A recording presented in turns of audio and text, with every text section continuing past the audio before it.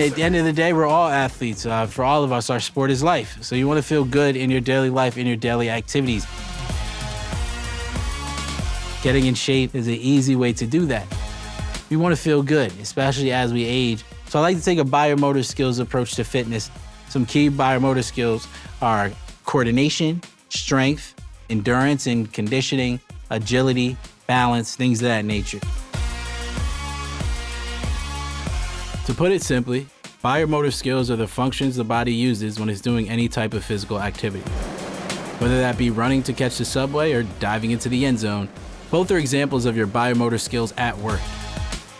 Developing and maintaining these biomotor skills is fundamental to improving your personal health level and achieving your fitness goals. That's why I base pretty much all my workouts around these 5 core biomotor skills.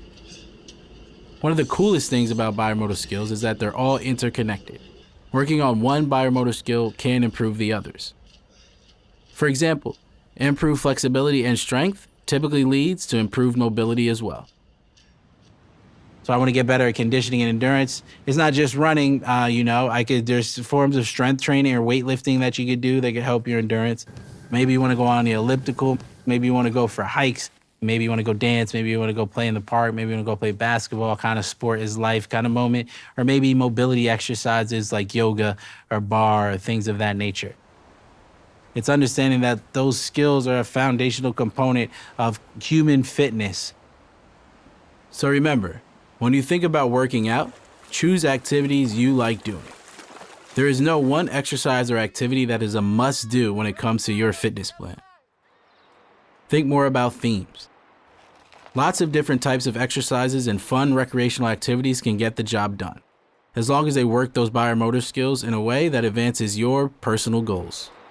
So a biomotor skills approach, I gave you a few, but there are more. Keep going, keep discovering them, and then you can create a plan that works best for you, not just what people say just works for them.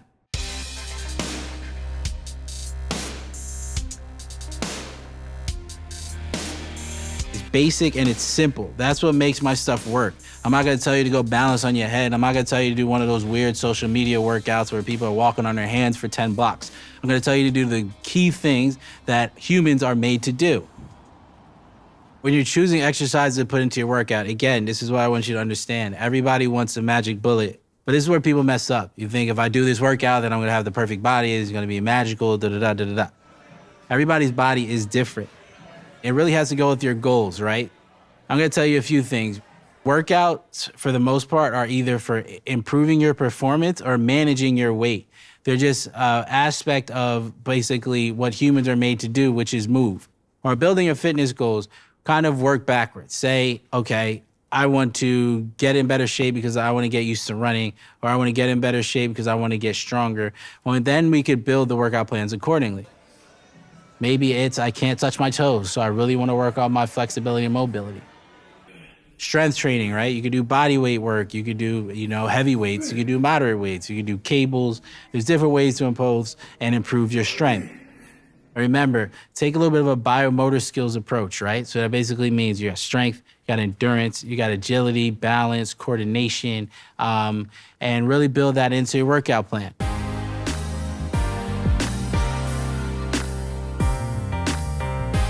Stop thinking about specifically workout moves. Think about workout themes. I should do stuff that works my coordination. I should definitely do strength at least once a week. I should hit my cardiovascular system with a little bit of high intensity and low intensity. And then I should probably do some sort of low intensity activity.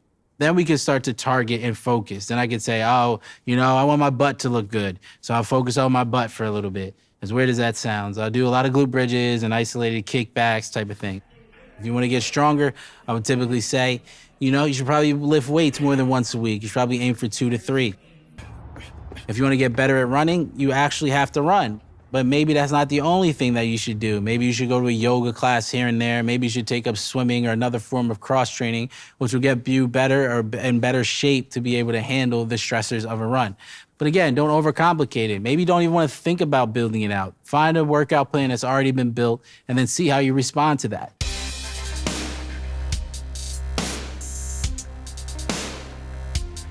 when you're building out your workouts, I want you to keep certain other things in mind. You need to bring in rest. You need to bring in rest and recovery. So if I do, say, a heavy strength day, I'm doing an upper body day, I probably want to give myself about 36 hours in between workouts if I'm going to hit that weightlifting, at least if I'm going to hit that weightlifting session again. And then also think about when you're building your fitness plan, the other stressors in your life. How is work going to impact this? How is, maybe I have vacation coming up. How is that going to impact this? So when you build out your fitness plan, build out rest and lower recovery days. That's going to be super important. That's going to be super key. And that'll go a long way into you actually meeting your goals.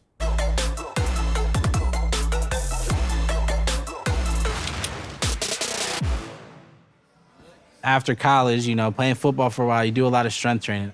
And I didn't really like strength training, but I did realize doing, strength training at least once a week would be good. So instead of doing it the old school 4 or 5 times a week, I did it once, still kept my strength up, and engaged in other activities that I like. So the thing is, don't let the stuff that you don't like to do overwhelm you, because sometimes those activities that you don't like will improve those aspects of things that you do like. What you really want to do is just get consistently better. So think of it as excellence and not perfection. Don't think that if you miss a workout, then you have to give up. Or if you don't do all the sets, you have to give up.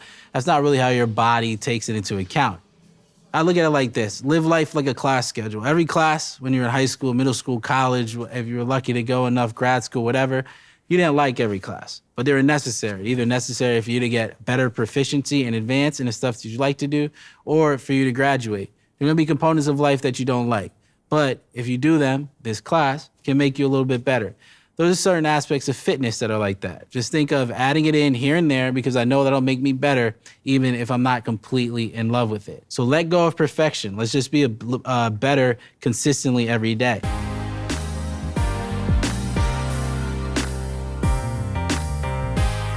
Another great question I know you're probably wondering is like, do I need a gym membership? Do you? Maybe. It depends. Maybe you don't like to work out at home, so you can go to the gym. Maybe it's a situation where that's also a community space for you, so you can pull up to the gym. But do you absolutely need a gym membership? No. Nowadays, you could order a lot of the equipment you need. You can keep it in a bag. You can keep it in your house. You can keep it in the trunk. Maybe you like to go to the park. What you need a membership to those places that you're most likely to achieve your goals. You really think about it, because modern life is so ridiculous and it's kind of trash. We've set up places where we put a whole bunch of fitness equipment into a room and we said, here's a membership to go to this place where you can essentially sweat in a controlled environment to hopefully stay healthy. It's utterly bizarre when you think about it, besides it possibly having positive implications for community. What you also really need is you need access. And this is why social justice is a core component of wellness, because people need more access to parks. People need more access to community spaces that are safe. You need to be able to move forward. You should, have clean air, ventilation in your home for best results, especially living in an apartment. But is a gym membership mandatory? No. What's mandatory is you need to have a membership into taking action for your fitness goals. So you can get away with not having a gym membership. I mean, I haven't been to the gym in 6 months. I worked out in my home for a period of time, when the world was shut down for a second and I didn't have access to a gym. So you don't need access to a gym, but if it does make it easier, by all means, get access to it.